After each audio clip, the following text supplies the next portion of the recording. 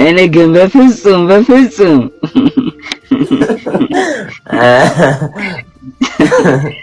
ምን ስጠብቅ ነበር ፖሊሲ? አዎ ቪዲዮውን ላይ ያየው ነበርኩ ተራሱ እስካሁን ድረስ በጉጉት እየጠበቅሽ ነበር? አዎ ይመችሻለች።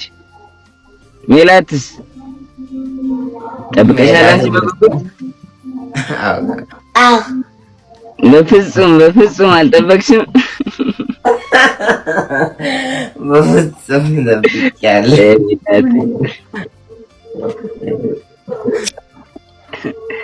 ሜላቲ እወድሻለሁ። እኔም እወድሻለሁ። እወዳችኋለሁ። ጳውሎስዬ ይመቻችሁ። አሁን ወደ ስራ ልገባ ነው። በኋላ እንገናኛለን። እሺ የኔ አባቴ ቻው። ሰው በምግብ ረሃብ መሞት የለበትም። ምግብ እርቦት መሞት የለበትም። የማይሆን ነገር ነው። አሁን ባለንበት ዘመን፣ አሁን ባለንበት ደረጃ፣ አሁን ባለንበት ቴክኖሎጂ፣ አሁን ባለን ኔትወርክና ኮኔክሽን ማናባቱ ነው የሚሞተው? እንዴት አድርገውስ ተርቦ ይሞታሉ እኛ ሳናያቸው? ለምንድን ነው የፈዘዝነው? እውነት ለመናገር ስለ ሕፃት ሰምታችኋል ሁላችሁም ማለት ነው። ለዛም ነው አሁኑን ወደዚህ ኮመንት ትገቡና ታላላቅ ካምፓኒዎች የምትሏቸው ታግ አድርጓቸው። እነሱ ካምፓኒዎች እፈልጋቸዋለሁ አሁን ማለት ነው። እነዚህ ሰዎች ማገዝ ይኖርብናል። ሕፃት ላይ በጣም ብዙ ሰዎች እየሞቱ ነው ያሉት፣ በረሃብም እየተሰቃዩ ነው ያሉት። ማል ኒውትሪሽን አለ። ማርያም ሳፕሊመንት ይጎላቸዋል፣ መድኃኒት ይጎላቸዋል፣ ምግብ ይጎላቸዋል፣ የሚተኙበት ቦታ።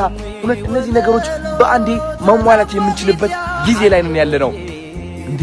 ስለዚህ ነርሶች ከኔ ጋር እንድትቆሙ ፈልጋለሁኝ። ዶክተሮች ከኔ ጋር እንድትቆሙ ፈልጋለሁኝ። ፋርማሲ ካላችሁ መድኃኒት እንድትሰጡ ፈልጋለሁኝ።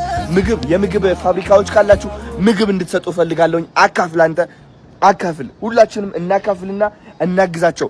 ሰዎችም እፈልጋለሁኝ። ሁላችንም አብረን ሄደን የኪችን እቃዎች ይዘን እንሂድ፣ ጄነሬተር ይዘን እንሂድ፣ መብራት እናብራዛው፣ ኪችን ይገጠም። ከዛ እዛው ሆነን እየሰራን ምግብ እየላክን ማለት ነው ይህ ነገር መለወጥ እንችላለን። እውነቴን ነው የምላችሁ።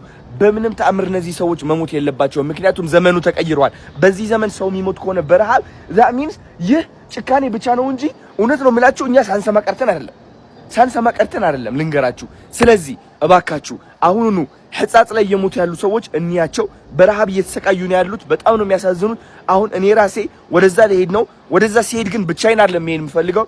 ትራኮች ጭኜ ነው መሄድ የምፈልገው። አንዱ በምግብ፣ አንዱ በፋርማሲ እቃዎች፣ አንዱ ደግሞ የኪችን እቃዎች፣ የጄነሬተር ሰዎች ተሰባስበን አብረን ሆያልን እንሄዳለን ማለት ነው። ይህ ነው እንግዲህ ሰውነት አይደለ? ቲክቶክ ለዚህ ካልተጠቀምነው ታዲያ ለምኑ ተረፈን? ልንገራችሁ። ዝም ብዬ እኔ ዘፈን አብርቼ እንደዚህ ስል ቫይራል ከወጣው ጥቅሙ ምንድን ነው? ይሄ ሲሪየስሊ ሶ ፕሊዝ ሌትስ ዱ ኢት። እስኪ ኮሜንት ላይ ቻሌንጅ እንፍጠር። በጣም ብዙ ካምፓኒዎች ታግ እናርጋቸው። ይህ ቪዲዮ ደግሞ ሼር እናርግ። ለምናቀው ሰው ካለ ሼር እናርግና እናዳርሰው። ከዛ የነዚህ ሰዎች ህይወት እንቀይር እባካችሁ። ዘመኑ ተቀይሯል። ሰው መራብ የለበትም። ቻው። የሁለቱ ፍቅረኛ ማቾች ዶክተሮች መረጃ እንሆ ወጥቷል። የሁለቱ ፍቅረኛ ማቾች ሐኪሞች ከሆስፒታል ከውስጥ የተገኘ ልዩና እውነተኛ መረጃ ሲል ኢትዮ ታይምስ ይህንን አስነብቧል። ዶክተር አቤኔዘር ጌታቸውና ሜሮን ደመሌ በጎንደር ሆስፒታል በትምህርትና በስራ ላይ የነበሩ ሲሆን በተቋም ውስጥ በነበሩበት ወቅት ፍቅረኛ ማቾች ነበሩ። የሚያውቋቸው ሁሉ የነበራቸው መቀራረብና መዋደድ ደስ የሚል እንደነበረ ይናገራሉ። ነገር ግን ዶክተር ሜሮን ባጋጠማት የማይድን ህመም ምክንያት በተደጋጋሚ ጊዜ ለዶክተር አቤኔዘር የራሱን ህይወት እንዲኖርና ህይወቱን እንዲያስተካክል በተደጋጋሚ ስትነግረው እንደነበረ ጓደኞቻቸው ይናገራሉ። ዶክተር ሜሮን ለረጅም ጊዜያት በሕክምና ብትረዳም ህመሙ ለውጥ ሊያመጣ አለመቻሉ ቢታወቅም በርከት ላሉ ቀናት ሆስፒታል ውስጥ ገብታ ተኝቶ መታከም ሲደረግላት ቢቆይም ለውጥ ሊመጣ አልቻለም። ዶክተር ሜሮን ከ3 ዓመታት በላይ የቆየ ህመም ሲስተማቲክ ለብስ ኢሪቴማቶሰስ SCLE እና አኪዩት ሊቨር ፌለር ነበረባት። አዲስ አበባና የተለያዩ ሆስፒታሎችና ጎንደር ሆስፒታል ስትታከም ቆይታ ታህሳስ 3 እንድትተኛ ተደረገ። ዶክተር አቤኔዘር በሆስፒታል ውስጥ ሲከታተላትና ሲያሳክማት የቆየ ሲሆን ምሳ ከውጭ አምጥቶ ቀን ከተኛችበት አብለቷት ነበር። እገዛ በሚያደርግላት ወቅትም የራሱን ህይወት እንዲመራና እንደማትድን ስትነግረው እንደነበር ጓደኞቻቸው በተደጋጋሚ ተናግረዋል።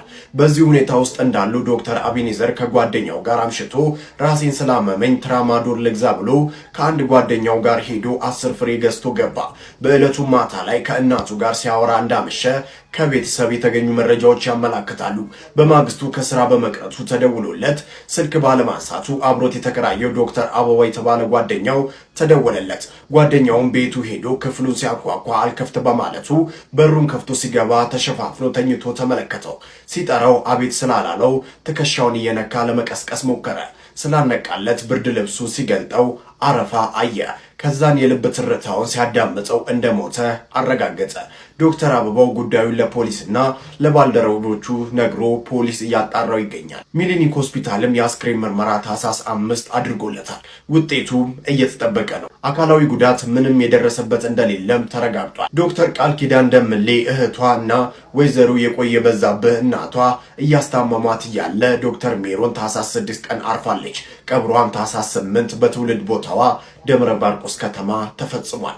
ታዲያ ከሰሞኑ የነኚህ ሁለት ዶክተሮች ጉዳይ በጣም እያነጋገረ ነበር። አዶናይ ለምን አሁኑን ወደ ሽሬ አትሄድም? ለምን ወደ ሕጻጽ ሄደ አታያቸውም? ለምን ብላችሁ እየጠየቃችሁ ነው ብዙዎቻችሁ። ያልገባችሁ ነገር ጋይስ፣ እኔ እዛ ሄጄ ላወራቸው ነው። ወሬ አይደለም የሚፈልጉት እነሱ ምግብ ነው የሚፈልጉት። የኔ የእጅ ሰላምታ አይደለም የሚፈልጉት። እኔ ስላቀፍኳቸው አይደለም የሚሻላቸው።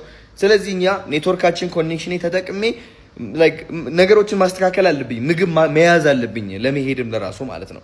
እኔ ብቻዬን ሄጄ ሮጬ እዛ ሄጄ ምን አመጣለሁ እዛ?